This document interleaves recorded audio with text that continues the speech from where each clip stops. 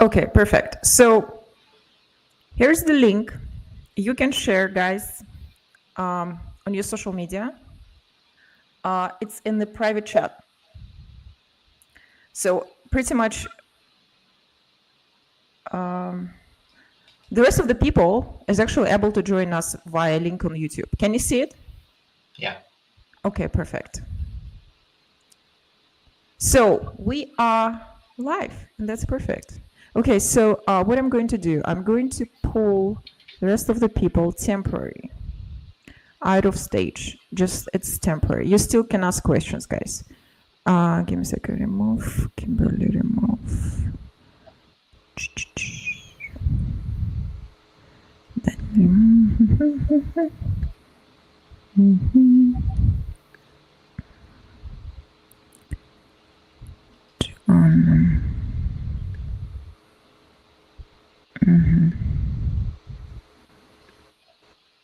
Yes, that's better. So can you hear, see? Everything is okay? Frederick, can you please sit a little bit? We can see you. Everything's good on my end. We can see only part of your eyes. Yeah, Anyhow, sorry, I was okay, looking, I was sending the link around.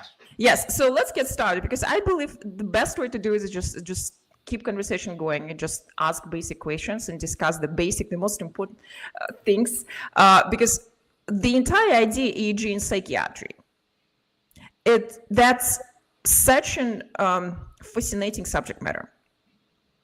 There are so many search in the Google, so people are really looking for the subject matter. Moreover, I was constantly asking, like personally, from different like managers from clinics to make a workshop related to EEG in psychiatry. So we're here with Dr. Boris Goldstein, who is actually a big part of his life dedicated to EEG, right? And Dr. Boris Goldstein has amazing experience in designing, working on different designing EEG, working on different type of projects dedicated to measuring different type of metrics with different type of outcomes with different type of reasons, right? So Dr. Boris Goldstein has amazing experience in terms of EEG, and Dr. Frederick Starr with us today. He is actually a great neuro psychiatrist. So he's been using EEG in his practices, right? I've been developing different types of ways of reading the EEG for about 2 decades. I've been working with EEGs for about 35 years. Amazing. I've been a psychiatrist for 20 years. Okay, so let's a little bit start from the very basic general question. When do you think EEG is actually most relevant to use in the practices of psychiatry? When is the best time? Does it make sense? Okay. Probably we both have similar answers. Go ahead, Frederick. Well, for me, it's part of the initial diagnostic workup. So I can't get a full picture on what's going on with my patients until I look at their brains. So you're actively using your EEG in your current practice, right? I'm a psychiatrist, medical doctor, and all day, every day. Okay, so when do you use very specific? What kind of device do you use? First of all, say that again. What kind of device do you use? What kind so of ART system, which is called ANA, Advanced Neural Network Analysis. We currently have 3 U.S. patents on it so it uses machine learning and clustering of the EEG. So it's device agnostic. We can take in any EEG that's in the proper format and is clear information. In my own practice, I use a couple different systems. Amazing. It doesn't. It's look. Okay, let's then start with the diagnosis. When a person comes to you, the first time visit, how do you apply EEG for diagnosis? Just general question. Boris, do you want to? Dr. Goldstein, do you Yeah, want to? I think I would like to add to Frederick from EEG point of view. EEG been discovered over 100 years ago, so it's not a new device, and it's a lot of use of EEG in the medical practice, from seizure detection, rapid EEG, long-term monitoring. We see now a lot of like 20 or 30 years ago, we see a lot of development of using EEG not only for brain assessment, but basically for tune-up. So you can see constantly brain assessment and you can see monitoring. So what we've seen mostly using our EEG in a capacity, as Frederick mentioned, for brain assessments. And when we see what's going on in the brain with open eyes and closed eyes and under the load, when you have a brain under the load, and we see brain performance. And then you can create different protocols for neuroplasticity using neurofeedback, and retune up it like on a monthly basis or in a period of time, which allow you to do brain assessment constantly, so you can see not only a snapshot what's going on the brain in the environment, because every time that you're doing brain assessment with EEG, you see it's a specific time and specific condition of the brain.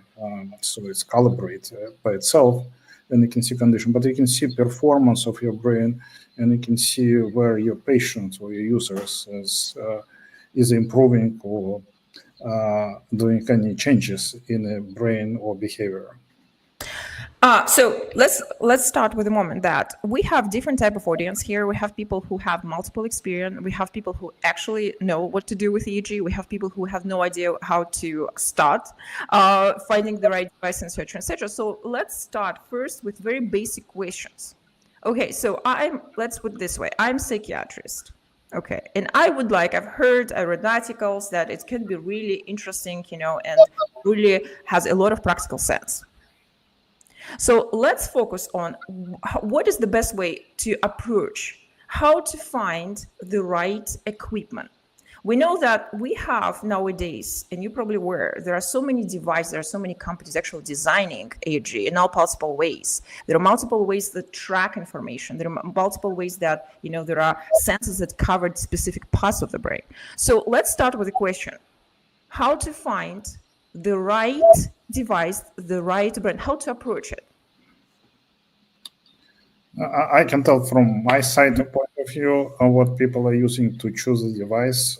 You're looking for how many, according to 1020, you're looking for how many channels that you want to have a brain assessment. Is it is 1 channel, 4 channel, 8 channel, 21 or more?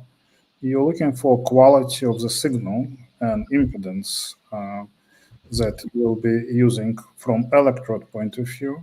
You're looking, are you using wet electrodes, gel, or using dry electrodes point of view?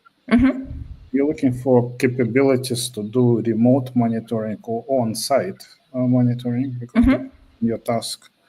And you're looking for affordability as well, because EEG before, like 5 or 7 years ago, when manufacturing EEG was very expensive. Currently, as you mentioned, it's a lot of competitors in the space with different electrodes and different use. So you're looking for affordability, quality of the signal, number of channels, and use of proceeds. Well, if we will go online, we can see really simple things, really affordable one, and we can see, of course, more sophisticated, like scientific devices. Of course, the quality, we know the quality will differ, but still, I understand, even simple devices can bring a lot of sense, right? Of course. Of course. So let's focus on it. Say it again? I don't agree. Go ahead. I think that there's many devices on the market, and I'm not going to single any out, but they don't have the signal quality, reproducibility, usability that a clinical system would have. So I would strongly delineate or differentiate between medical grade neurofeedback, which is what we do at our medical clinics, from do-it-yourself systems that are off the shelf and they don't sample at enough of a high enough rate, or they're susceptible to sweat, movement, Artifacts, a lot of artifacts. dropping of signal. So I don't think they're created equal, and I don't think that any old system will do. Yeah, I kind of agree with Frederick, because from clinical medical point of view, quality of the signal, impedance, potential allergy of the skin, or is it a dry skin or the wet skin, is the shampoo, what kind of hair your patients have, is it thin one, braided, so it's a lot of different combinations. So from clinical point of view, quality of the signal, artifacts, and all kind of software adoption of the signal, it's very important. Okay, let's talk a little bit about artifacts, because we actually have created a presentation, of course, just to be sure that we're covering all the subject matter that could be, interesting. So anyhow, let me put it this way. Let's talk about artifacts. What kind of artifacts can actually exist? We know that it can be eye movements. Boris mentioned hair, sweat. Like you have here, eye movement, eye blinks, muscular, cardiac, electromagnetic frequency from the outside. So that can interfere sometimes.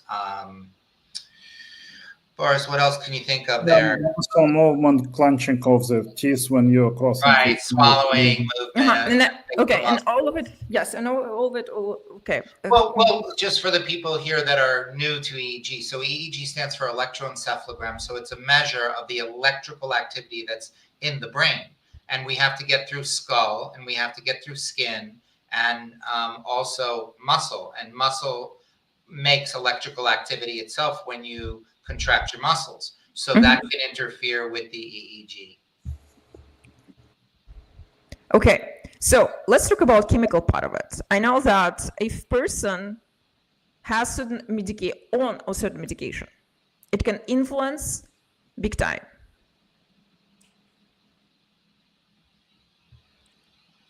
Dr. Frederick, can you comment which kind of medication? Because some patients, they can have specific medications. They can be on a specific medication. It can influence it can impact big time. Yes. There's a long list of them. A long list of them? There's a long list of them. Steroids is one that I don't see on the list that has effect. And a lot of children and adults, especially in the United States, are taking stimulant medications such as Ritalin and Adderall. Those have an effect. But I see here, I agree. I mean, benzodiazepines scream out on the EEG. It's quite noticeable. Okay, so we have to for all of us who is new, we have to remember that the influence can be because of some biochemistry of your patient. Let's move forward. In terms of, we know that the basic signals that EEG provides, right? What we can read, what we can understand in terms of interpretation of the signal. We know that all the EEG devices, they're not made equal, as we discussed already, right? So the question is what for psychiatry? Okay, we're talking about psychiatry. Which one would be the best choice? Which devices, maybe some characteristics, maybe you can mention some brands, would be the best for the application in psychiatry? Maybe Boris, you have some to mention. I don't. Yeah, it is a complicated question. Of course, I'm biased. We are manufacturer of the devices. Right. We're not discussing easy questions here. Just to let you know, it's EEG in psychiatry. It's so new. First of all, I believe we only one single who has actually decided to cover this complicated subject. It's very complicated. Nobody did it before, and it's very sophisticated. So we're not talking about simple. And if you have a little bit doubts in terms of your conclusion, just tell. We will check it out. But the entire idea, I think it's very important to discuss it. Go ahead. I just want to add to the previous discussion in terms of medication, because your brain status is unique at every single point. So for example, when we are using any protocols or brain assessment, we looked not only of intake of medications that you mentioned, but it's also level of your stress, level of your anxiety, how good it was sleep, what is your food consumption or water consumption. It's more complex just as a medication. Coming back to the waves, it's not a straight waves that you're looking for, beta, alpha, but you're looking for different ratios between alpha, beta, and the ratios showing you what's going on in the brain in specific part of the brain. Coming to devices, the Bluetooth 5.0 that been available just recently allow you to transmit substantial amount of data wirelessly.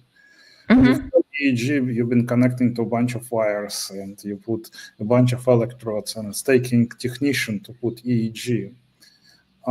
What overall going on in the industry, because majority of industry go wireless, now you can transmit, like we are transmitting 21 channel via Bluetooth, so substantial amount of data that you can push either to your phone or to your computer. So, and it's becoming available, it's getting more convenience that you don't need, and also 1020 becoming more convenience that you can put, like for example, dry electrodes without really having very sophisticated technician. So everything is going the same with the iPhone revolution. It was a bunch of phones available, but somebody came up with the iPhone and other devices. The same going on with the industry. It's becoming small size. It's becoming more user-friendly in terms of application. So a lot of time you don't need to have a gel, for example, to put on a patient, and you don't need to know specific point because it's showing you, and it's getting more and more user-friendly.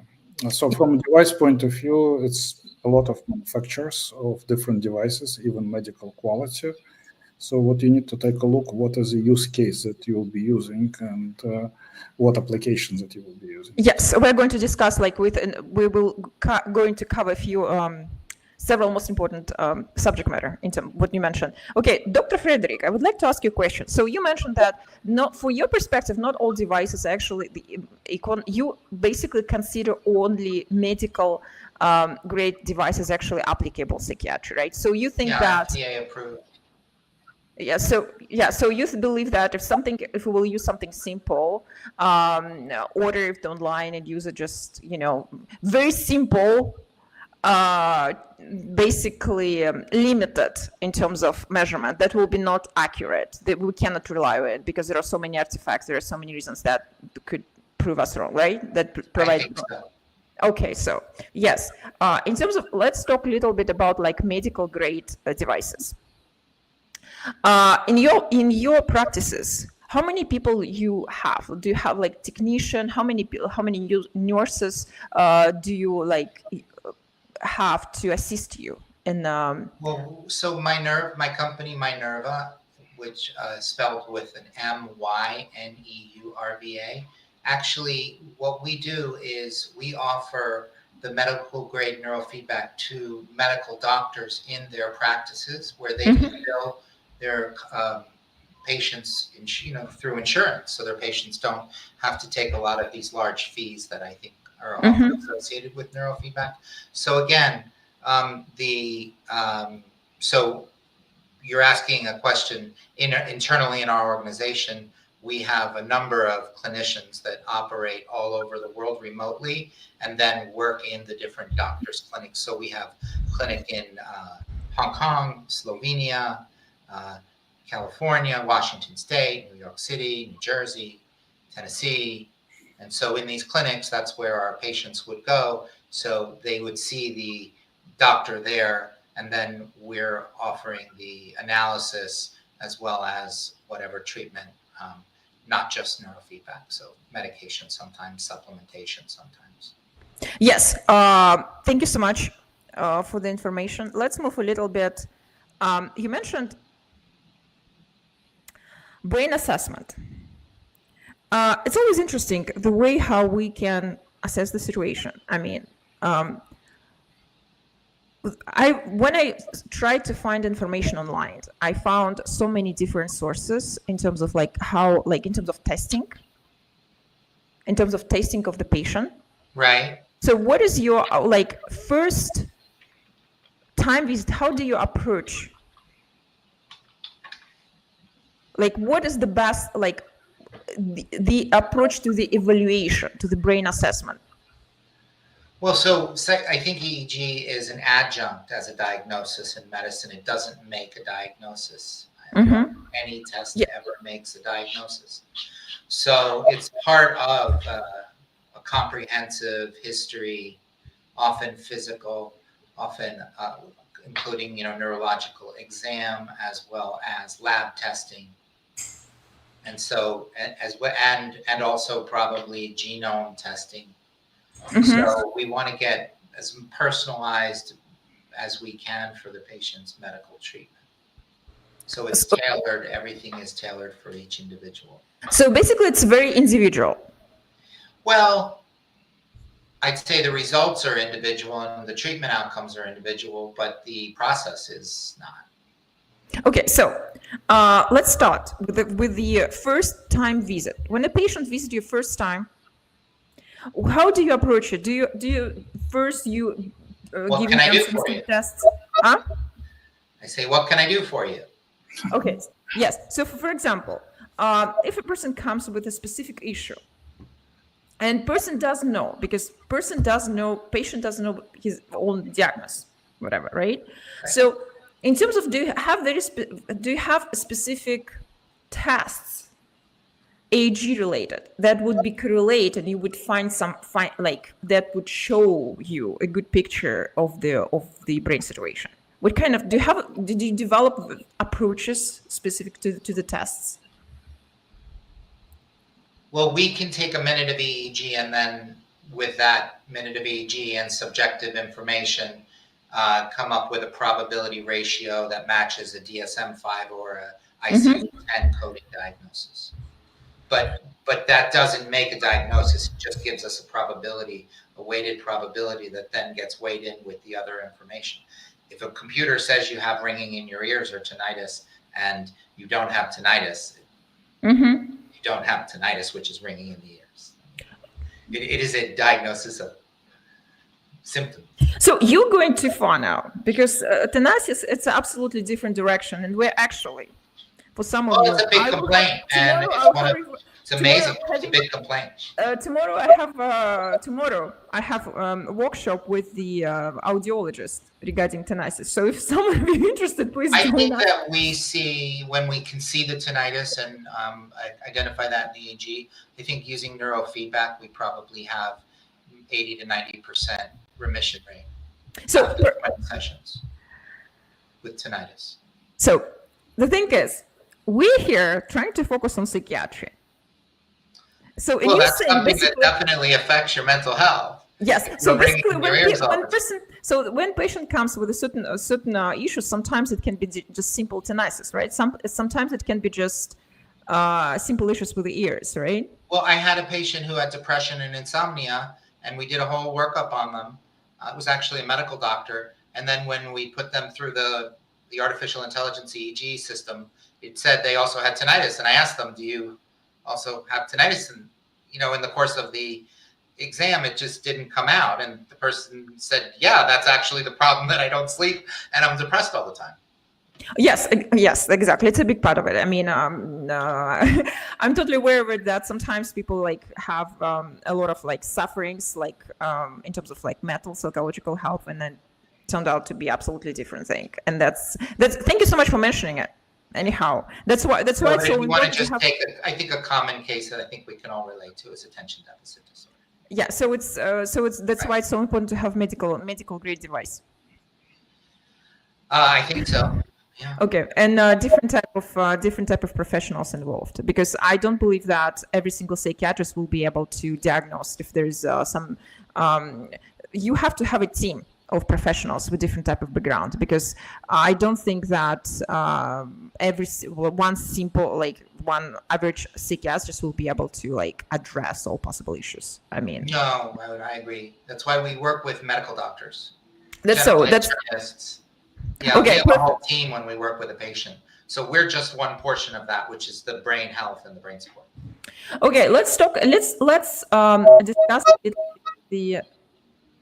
the idea of psychiatry first and foremost. So now if we're focusing on let's get back to the presentation.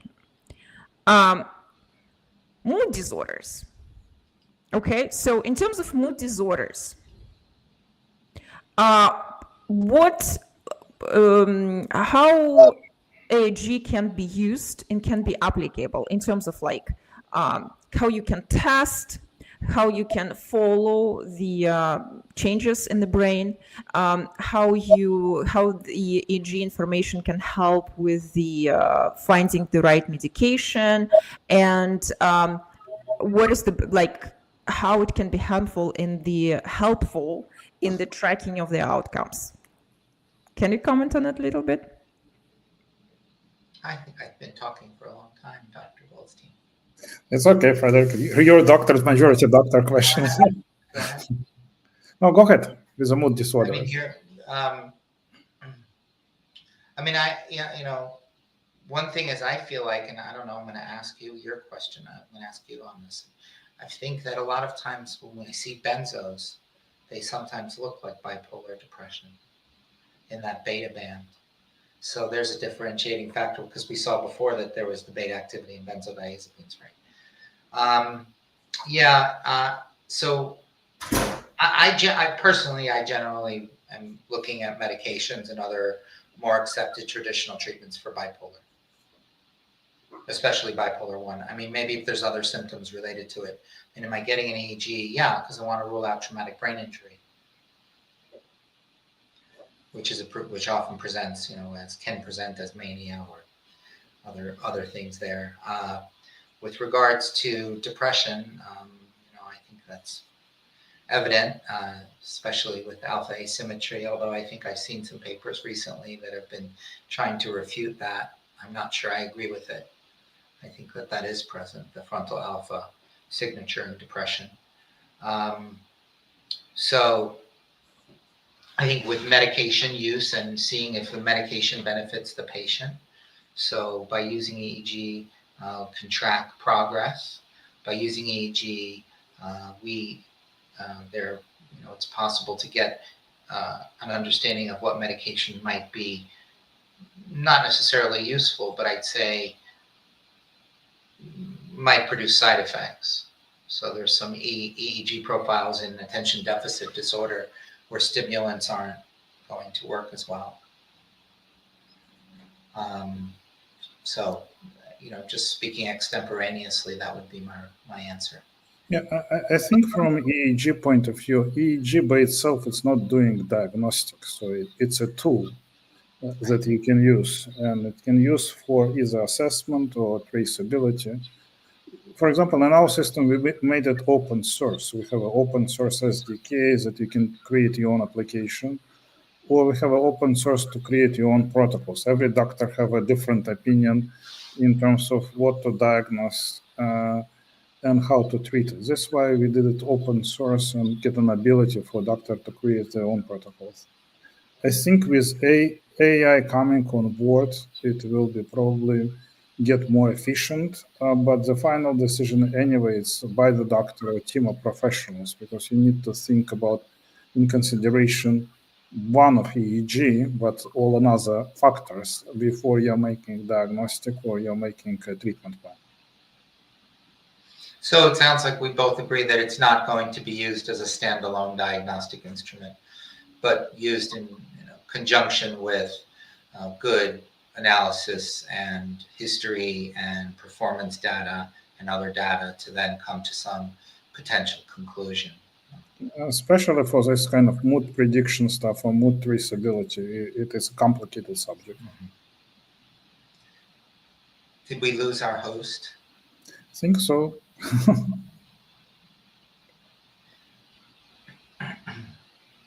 So I guess, what would you like to talk about? I don't know what the agenda was from the host. They kind of we would were like just agenda. Talk, so maybe I'm not. Maybe somebody has questions. You want to put it on the chat so we can refer to Q&A session with Dr. Frederick. Good idea.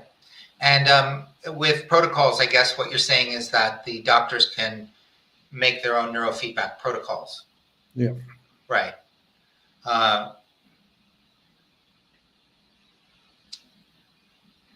What we're doing is network training. So default central executive or salient mode. I think we have a pretty powerful paper coming out on that shortly. I'm sorry for the. Can you hear me? Yep. Yeah, we kept it going. No, I can. For some reason, every time I'm doing recording, something is absolutely wrong. Can you hear me? Yes. Okay, perfect. But I can't hear you. That's interesting. I hear you. Anyhow, what about now?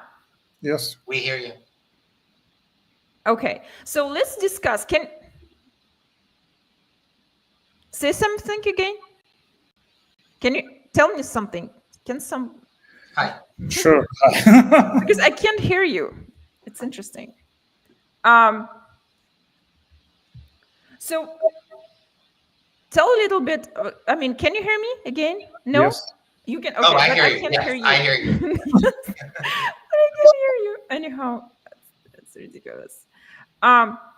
So why it doesn't allow me to hear you? Because I can continue conversation without hearing what you're saying. Speaker.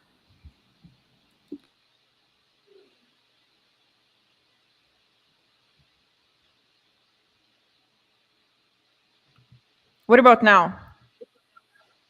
Hear you. Okay, perfect. Good. Finally. Oh my gosh, I'm so sorry. It's just happened. Every time I'm recording, No, that's especially okay. online, a million things happening. I don't know why. So let's talk about we discussed a little bit about mood disorders, right? So is there because I found some information that mood disorders can be very well seen in EEG in terms of different brain waves. We know that bipolar patients, they have increased beta waves and decreased alpha waves. Can you comment, or do you have any your personal experience? Can you comment on that? Do you have patients with bipolar disorders? Can we see significant changes in terms of brain waves, in terms of what we see on the picture? Even I would doesn't like matter to what kind of comment on device. that. Say it I again. would like to comment on that. Mm-hmm. So in our database, in our ANA system, what I'm seeing in the histograms when we cluster the different, what we call a neurophenotype, so what the EEG looks like, we're actually seeing a high association in the patients that come to us with diagnosis of bipolar crossing over into traumatic brain injury, as well as post-traumatic stress disorder. So if you know the history of the original database acquisition for the category of bipolar in the DSM-5, the Diagnostic and Statistical Manual, those two things were not controlled. At least post-traumatic stress disorder certainly wasn't, because it wasn't around at the time. So I think that many people that are walking around with this diagnosis of bipolar actually are not. And I think that that's one of the confusing things in looking at EEG for bipolar, because there's been a lot of things in the literature describing what it might be and what it might not be. So is there a signature? Perhaps. There is definitely one, I think, that jumps out. But overall, I don't love that diagnostic category, and I always want to look at it closer. Okay. But let's talk a little bit about, from my perspective, we didn't get the complete answer. Let's put it this way. I'm not satisfied with your answer. I see. The thing is, that. yeah, so from my perspective, okay, so if you have I know that EEG can be really powerful tool in terms of seeing unexpected things. Like as you mentioned, you have a patient and it turned out that the patient actually has tinnitus, so you can discover something new, right? So if you have, for example, if you're speaking, when I was speaking with medical doctors with different, from different countries. I know that sometimes people, they treat patient with they're trying to treat him against one particular disease, but it turned out after multiple evaluations, it turned out to be absolutely different disease in the end, in the result, after using more sophisticated, more modern tools like EEG, MRIs, etc., in terms of like after brain assessment. So, for example, my patients, I'm treating, I'm working with a patient who has, for example, depression. Okay. Is there any way to see, like, I'm doing brain assessment. Is there any way to see, like, if we're talking about bipolar disorder, is there any way to like differentiate this disease via EEG? That's possible, like via specific tests or whatever. Do we know something? I know that's very complicated subject matter. We're still in the process of discovery. Just the question is, do we know anything currently? No? I was waiting for Dr. Goldstein. It's not my field. We are not doing diagnostics, so it's Okay, I can talk to it. I can speak to it then. Okay. Depression is a multi-systemic disorder with multiple potential causes, including some to do with the GI system. Mm-hmm. So to think that we're going to look at the EEG and say somebody is depressed is really just doing it in a one-dimensional fashion. Mm-hmm. So is there a signature that I can tell a patient, yes, your brain shows that you are depressed? Yes, that exists. What is the most Frontal alpha obvious sign? asymmetry. Frontal alpha asymmetry, but it's complicated. So so there's a finding that we see which has an imbalance of alpha mostly towards the right, that it happens in 8 to 12 hertz or 7 to 10 hertz. That is a signature that if you look at that, you would say that to the person might fit the criteria under the MDQ depression testing scale for major depressive episode. But I mean, those people usually get better from SSRIs. I mean, we don't usually see them because they took a medicine and got better on their first try. Usually the neuropsychiatrists like myself are seeing people that didn't get better. And so there's more to it. Okay, so let's thank you so much for And mostly, for example, it's concussion. Yes, for example. Usually it's concussion, sometimes it's PTSD, sometimes it's environmental toxic. Oh, really? That's great. That's good to know. So the thing is, okay, so you for example, you discovered something, you think you are right in the right direction, and patient get treated, okay, with whatever medication. So, and do you use, because this workshop is all about EEG, so we're going to cover the subject matter from different perspective with very basic questions, because I believe that's very important. Anyhow, for example, if your patient, you got specific diagnosis and you're working with the person, do you track the changes? What is your approach? Do you use the medical grade EEG to track changes? Like, do you track changes in the weeks, in the months? How does it work? Like, how often do you do 6 weeks. We track every 6 weeks. Every 6 weeks? About that. It seems like a lot, no? So, and you, for example, what the major changes when they happen? Like, basically, we have messy hair, yes. We only after like 6 months or so, or 6 weeks or so. Well, with medication, you would expect it to take about 6 weeks to work. I think that just from a physiologic perspective, you're looking at a couple of weeks for the upregulation of DNA. You're looking at a couple of weeks for the transcription of RNA, translation, and then expression of proteins and new receptors, and brain neurons tend to grow slow. So 6 weeks is about the number we've come up with. Okay. Do you making specific assignment to conclude that the patient is free of depression? By clinical, that would be by clinical exam. I mean, the QEEG helps, but I always say, like, you can show people pretty blobs of colors getting better all day, but if they don't feel better, it really doesn't matter. So Okay. the proof is in their symptoms and the reduction of symptoms, and we track that using both gold standard pen and paper tests and correlating that with EEG. So I think we have something like 3,000 individuals as such in our database for depression. Okay, good. Let's move toward depression. Dementia. I'm sorry. Because we know that dementia is like, it's the number one neurological disease. I mean, it's growing. For some reason, there are multiple, I mean, I found at least like 10 different explanations why the why we have so many people with dementia currently. We're not going to discuss this part, but EEG in dementia, is it useful? I think so.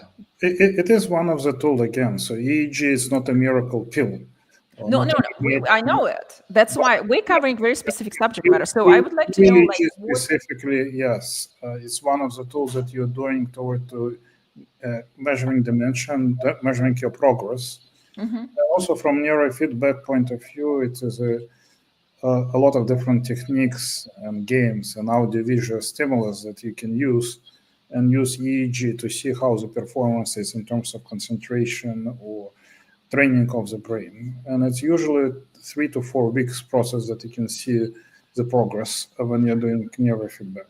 And in terms of like, because I know that dementia, it can be, varies, and symptoms are varies. And the most important thing is to find out that the patient has dementia on early stages. And I know that there are multiple aspects of it in terms of like movements, muscle performance. And I know that EEG is actually perfect in terms of like evaluation of the muscle performance and like connection to the brain. And I know that there are multiple already research exists in this field. So, Dr. Goldstein, you mentioned really good thing about like you mentioned that there is a specific assessment related to dementia, right? So, can we a little bit discuss what is the best approach? What kind of what would the best way would be assessment would look like? It's like combination different like cognitive, physical. Can you comment on that? Yeah, once again, we're not doing any diagnostic or recommendations. So we are pure device manufacturers and software development that helps doctors like Frederick to make an assessment. So we are completely neutral, and we are not doing any medical recommendation or diagnosis. But we are using different devices, or we provide different devices for diagnostic, including EMG for muscle movements and heart rate variability and breathing. And it's all going in combination for doctor to make a final assessment. So I'll pass it back to Frederick because it's more medical question. So that dementia, there's, depending on how you slice it, 4 to 6 different kinds. Alzheimer's dementia being only one of them. Mm-hmm. Frontotemporal or PICS dementia being another one, somewhat similar to Alzheimer's. Parkinsonian dementia, dementia pugilistica, which is from traumatic brain injury, as well as dementia due to cerebrovascular events, vascular events, multi-infarct dementia, Lewy body dementia.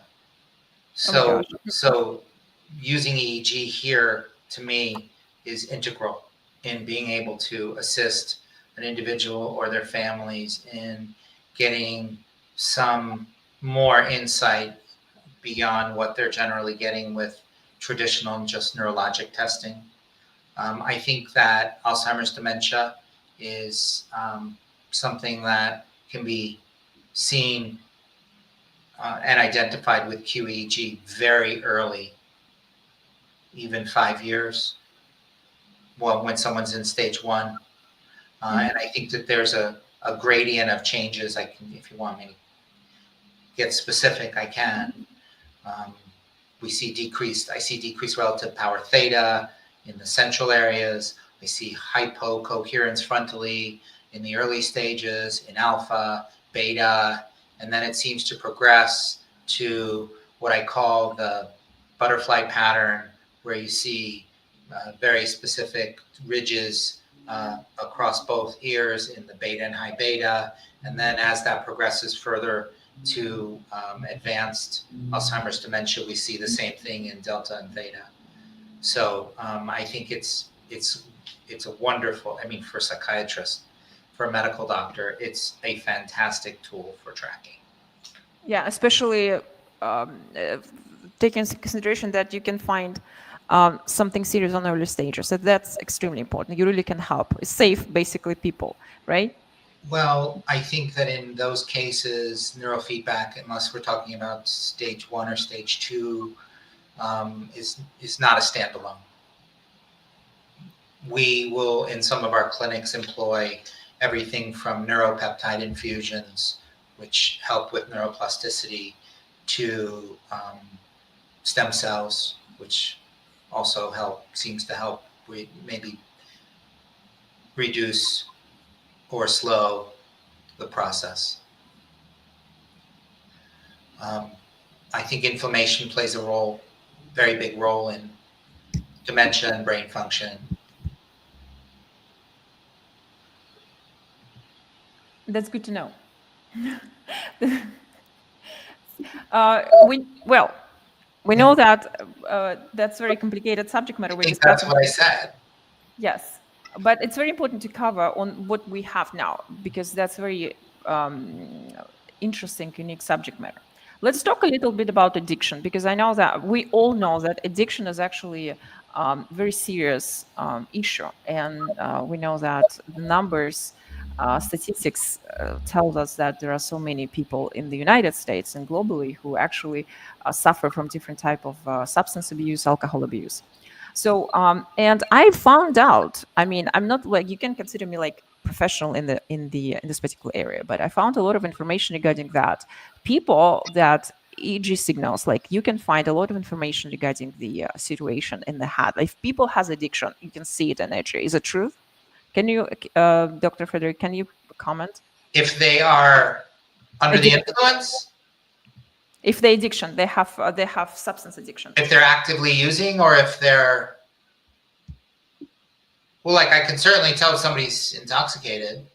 Well, you can tell it. I can also probably tell if they have a higher tolerance for alcohol or a lower tolerance for alcohol. I can see if somebody's acutely intoxicated with cannabis. We talked about benzodiazepines, which is also a drug of abuse. Mm-hmm. Opioids. Yeah.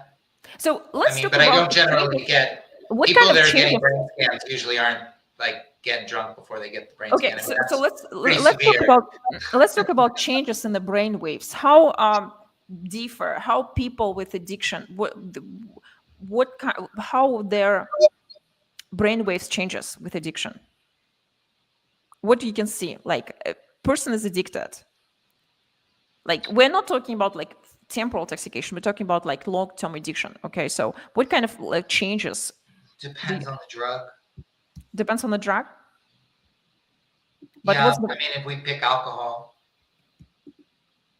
we're going to see. Do you know what connectivity is? It's the synchrony between the hemispheres or between the different areas of the brain. There's a lot of different ways that it can be measured, but we'll see differences in connectivity. And then, I mean, you have a slower brain. So you have increases in the slower brain waves like delta. So you're going to see, somebody that's chronically abusing alcohol, you're going to see increase in delta, but it's so complicated because what if they're abusing alcohol and then 3 days before you want to test them, they stop, and then you're going to see withdrawal. And then it's going to be an erratic EEG. You're going to see more like spike and wave type. Well, according to the information I found, that's not the case. According to information, what I found is people with addiction, doesn't matter what kind of stage they are, they have significant changes. There's more significant like theta waves and less alpha waves. You can see it. It doesn't matter what kind of stage you see. You basically have to treat it in the approach. But you don't know if they're intoxicated or not, because intoxication produces the same effect there. Yes, exactly. Well, right? So that's why I'm saying it's kind of complicated. Like, because you don't know if they're in a state of withdrawal, if they're in a state of intoxication. I mean, right? You're talking about people that are being measured while you have to use more, chemical tests, like different type of tests to figure out. People who are chronic alcoholics have lower posterior alpha volt power, so they tend to have lower alpha in the back of their brains, tend to go towards more slower waves. But then, as I said, if they're withdrawing, they're going to be in probably a higher, faster wave pattern because they're craving that drug and they're unable to relax and calm themselves down. So that's a tough one. That's interesting, but it's not as straightforward. It's very interesting. See, the thing is, when we're talking about like psychiatrists, when psychiatrists during their like work, they deal with different type of patients. But it's very important to know. Sometimes you can discover a lot of things. Sometimes people can come to you with the one issue, but then you just figure out that it's absolutely different direction. It's an absolutely different issue that the person is actually dealing with. So let's, because time goes really fast. So I would like to really conclude that the complications can be like, we can discover lots of interesting and complicated things. There are multiple reasons behind every single mental neurological disorder.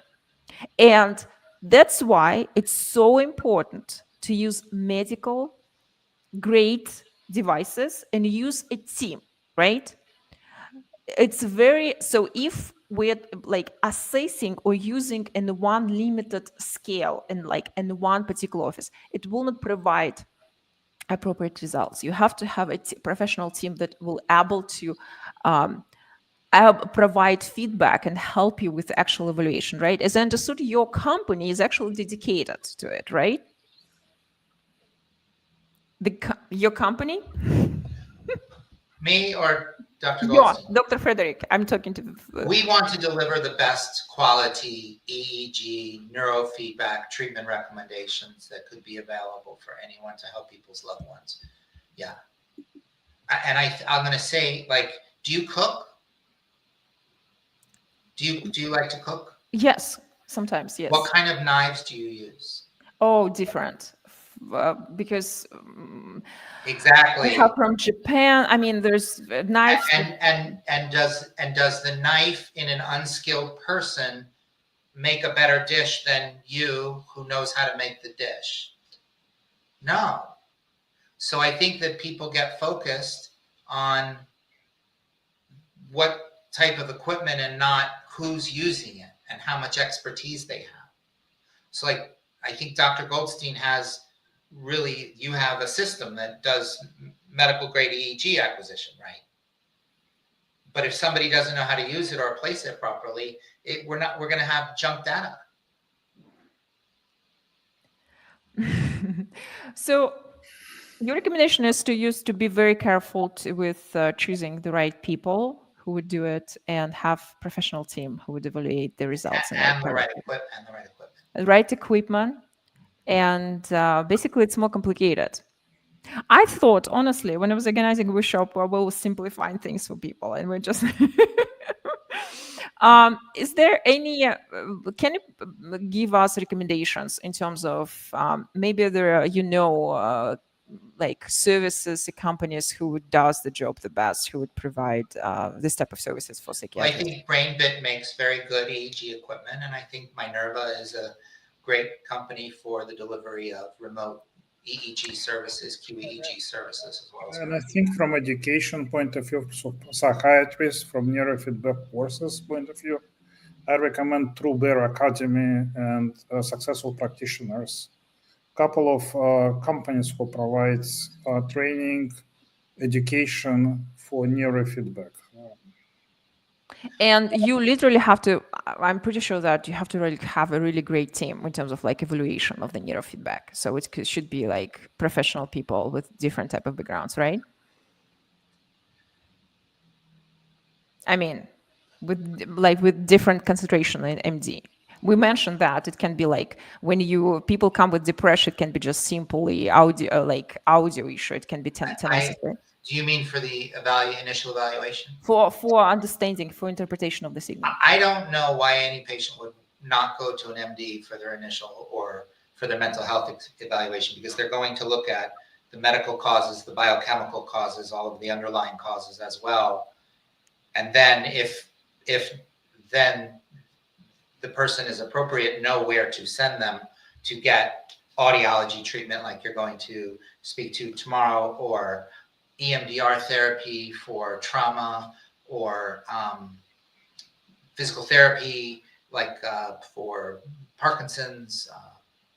There's so many different occupational therapy. So there's so many different modalities. And, I think that probably ChatGPT is not yet at the caliber of a medical doctor and being able to take all of that into account, especially someone I saw today came, really very upset about the child who's picking their skin and is diagnosed with obsessive compulsive disorder. But there's a neurological obsessive compulsive disorder called PANDAS, pediatric autoimmune neuropsychiatric disorder associated with strep. So for anybody, to me, that's being treated with OCD and has a child that hasn't been looked at for that and examined for that, I mean, it's really a shame. Well, we can say for sure that it's more. Well, we have to be really careful and approach any issue with holistic way, because the reason, as you mentioned, the diagnosis can be absolutely different, and the reasons behind of it can be absolutely different. So it's very good to have the team of professionals, different type of background. That's what I really would like to say. So let's put the people who maybe some of the present people would like to ask questions. Hello, everyone. Do you have questions?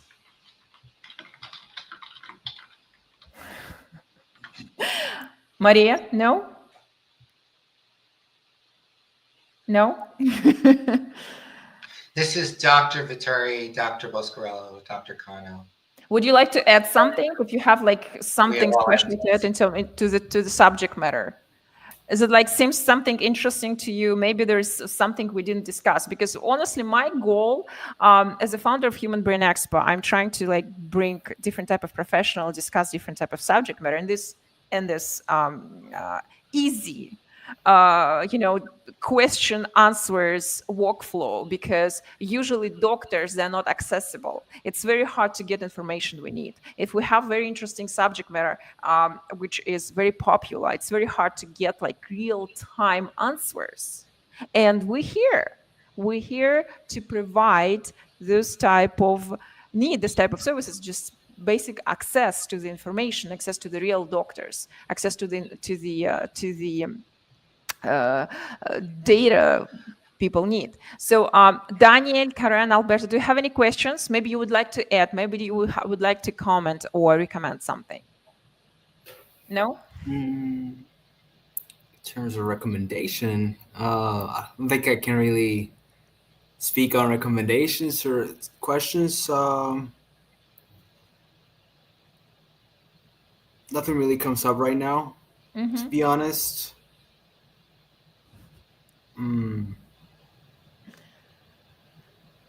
Okay. Well, we